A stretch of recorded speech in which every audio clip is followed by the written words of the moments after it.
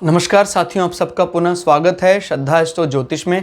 आज हम लोग कवर करने वाले हैं कुंभ लगन की कुंडली में यदि षष्ठम भाव में बुध बैठे तो क्या फल। हम ये भी कह सकते हैं कुंभ लगन की कुंडली में कर्क राशि का बुध किस प्रकार का फल देता है। इससे पहले हम लोगों ने सूर्य, चंद्रमा और मंगल की कंप्लीट वीडियो रिकॉर्डिंग भृगु सरल पद्धति अनुसार अपलोड कर दी है। कोई भी व्यक्ति भृगु सरल पद्धति को आधार बनाकर ज्योतिष को सीखना चाहता है, हमारे चैनल को सब्सक्राइब कर सकता है। हम जल्दी ही 9 के 9 ग्रहों का 12 अलग अलग लग्न की अलग अलग राशियों फल को अपलोड करने वाले हैं। इस अपलोडेशन को टाइमली पाने के लिए आप बेल आइकन दबाएं ताकि आपको सारा अपलोडेशन टाइमली मिल सके। हमारे बारे में और अधिक जानकारी के लिए सिंपली गूगल करें, सनत वाजपेयी लिखें, आपको हमारे बारे में कंप्लीट इन्फॉर्मेशन, हमारा फेसबुक पेज, ईमेल एड्रेस आदि आदि पता लग जाएगा। यहाँ से गिनते अगर हम 1 2 3 4 5 6 तो पड़ता है ये छठा भाव षष्टम, और यहाँ फिलहाल कर्क राशि है, यहाँ बुध बैठे हुए हैं। तो छठा भाव से क्या क्या देखा जाता है। छठे भाव से हमारे जो रिपु भाव कहा जाता है, किस प्रकार के समाज में शत्रु होंगे, हम अपने जो ऋण लेंगे उनको चुका पाएंगे, किस प्रकार से चुका पाएंगे बताता है। छठा भाव किसी काम को किस प्रकार से फिनिश करना है, ख़त्म करना है, वो देखा जाता है। कोई भी कंपटीशन प्रतियोगिता में जीत हासिल करना हो तो छठे भाव का मजबूत होना बहुत ज़रूरी है। किस प्रकार के नौकर चाकर घर में रहेंगे, आज्ञा मानेंगे कि नहीं मानेंगे, वो भी छठे भाव से देखा जाता है। घर में पालतू पशुओं से क्लेश, इस प्रकार की बातें भी छठे भाव से देखी जा सकती हैं। तो फिलहाल यहाँ पर कर्क राशि पड़ रही है।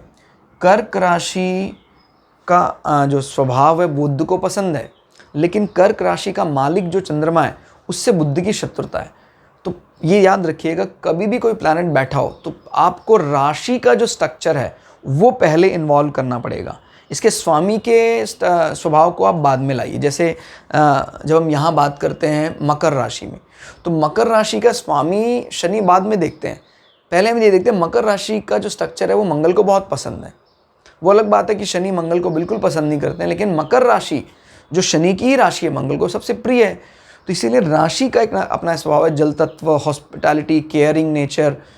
तो ऐसे लोग किसी की रोग का इलाज करने में बहुत अच्छे होते हैं, क्योंकि ये व्याधि भी बताता है, रोग बताता है। जब यहाँ ये पड़ता है मुख्य रूप से ये तो डटकर मुकाबला करने के लिए बना है, लेकिन अगर चंद्रमा की ये क्वालिटी यहाँ इन्वॉल्व हो जाती हैं तो वो व्यक्ति अपनी इन जो हीलिंग प्रॉपर्टी है उनका इस्तेमाल अगर करे किसी को हील करने में, किसी को ठीक करने में, तो वो तुरंत ठीक हो जाता है। ऐसे लोगों को नर्सिंग प्रोफेशन में जाना चाहिए, नर्स बनना चाहिए।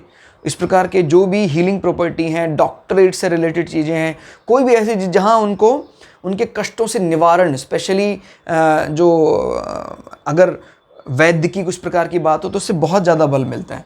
और बुध यहाँ पर बैठकर अपने इस प्रकार के जो केयरिंग नेचर में अपनी बुद्धिमत्ता भी ऐड कर देते हैं। क्लियर। अभी यहाँ पर अगर हम ध्यान से देखें तो बुध का होना थोड़ा और बलवती नज़र आता है, क्योंकि बुध अष्टम भाव का स्वामी होकर छठे भाव में बैठा है। जब कभी भी आप 6, 8, 12 को देखें तो आप ये जरूर देखें कि क्या इस भाव का स्वामी कहीं इसमें तो नहीं बैठ गया है, या इसका स्वामी इसमें तो नहीं बैठ गया, इसका स्वामी इसमें तो नहीं बैठ गया। अगर ऐसा होता है तो उसको बोलते हैं विपरीत राजयोग। और विपरीत राजयोग आने का मतलब कि आपके इससे संबंधी सारे कष्टों को ये हाउस निपटा देगा। आपके जीवन के कष्टों को, आयु संबंधी जो भी विकार हैं, आपको कभी इसमें दिक्कत हो, आप इस भाव को इम्प्रूव करो। क्लियर हो गया। तो ये व्यक्ति एक अच्छा नर्स का प्रोफेशन इस्तेमाल कर सकते हैं। कहीं अगर इसका संबंध इससे बन जाए तो अगर कोई व्यक्ति इस प्रकार की कंपटीशन एग्जामिनेशन भी देता है जिसमें कोई केयरिंग नर्सिंग इंडस्ट्री में है, तो वो सक्सेसफुली अपने प्रोफेशन में कामयाब हो जाता है। ठीक हो गया। ये हो गया आपका कर्म क्षेत्र, और उस कर्म से होने वाली आय की बात करता है। बुध यहाँ बैठकर किन किन हाउसेस की लॉर्डशिप लेकर बैठे हैं। बुध आपके अष्टम भाव को संभाल रहे हैं।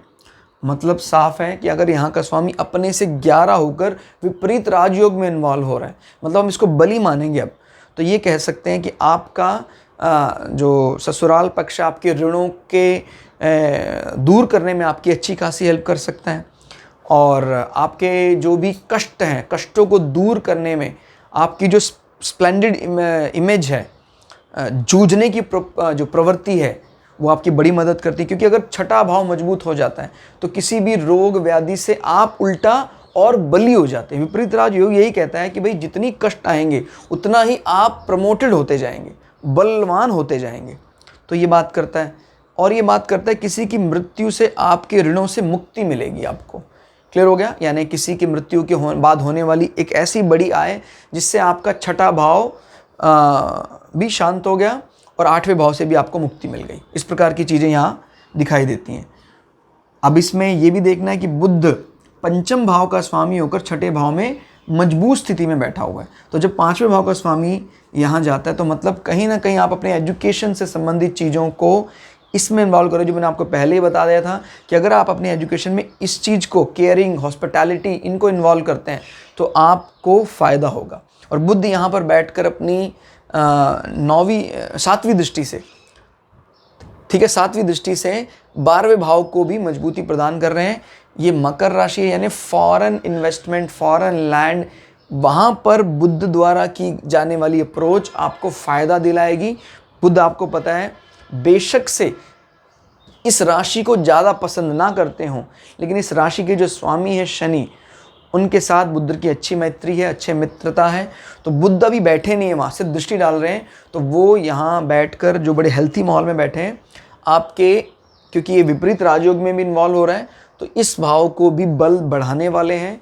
फॉरेन लैंड में की गई इन्वेस्टमेंट, स्पेशली कोई इस प्रकार की caring industry, medical industry, hospital industry में, वो आपको फ़ायदा दिलाने वाली होगी। ये व्यय अच्छा माना जाएगा। और यहाँ दृष्टि डालने का एक अर्थ और भी कह सकते हैं कि क्योंकि ये भाव आपके ना सिर्फ खर्चों को बताता है, ये खर्चा समाज में आपकी प्रतिष्ठा बढ़ाने वाला होगा। क्लियर होगा? आपकी इमेज बढ़ाने वाला होगा। ठीक है, तो यहाँ पर बैठकर बुध ने विपरीत राजयोग एक्टिवेट करके काफ़ी कुंडली का बल बढ़ा दिया। फिर भी एक दिमाग में बात याद रखनी है कि अगर यहाँ विपरीत राजयोग इन्वॉल्व ना होता तो मुख्य रूप से जो 6, 8, 12 हैं, ये हाउसेज जो बेनिफिक प्लैनेट माने जाते हैं, स्वभाव से जो शुभ ग्रह माने जाते हैं, उनके लिए प्राय अच्छा नहीं माना जाता है ये। क्लियर? तो वो एक इमेज दिमाग में ज़रूर रखनी है कि हम अपने घर में जो कहते हैं एक ये भाई सौभाग्यवती भव, शुभ लक्षणा, तो वो सब के लिए तो ये हाउसेज अच्छे माने। भाई 1, 2, 4, 5, 7, 9, 11, 10 इस प्रकार के हाउसेज को हम ज़्यादा अच्छा मानते हैं। क्लियर? बाकी वैसे तो ईश्वरीय अगर दृष्टि आ जाए फिर तो कुछ बुरा है ही नहीं, बट फिर भी हम लौकिक दृष्टि से उन हाउसेज को ज़्यादा अच्छा मानते हैं। तो दोस्तों आज की इस क्लास में इतना ही। आपको क्लास कैसी लगी कमेंट करके जरूर बताइएगा। मिलते हैं अगली वीडियो में, तब तक के लिए जय श्री भृगु पराशरा, जय श्री शुक्राचार्य, नमस्कार।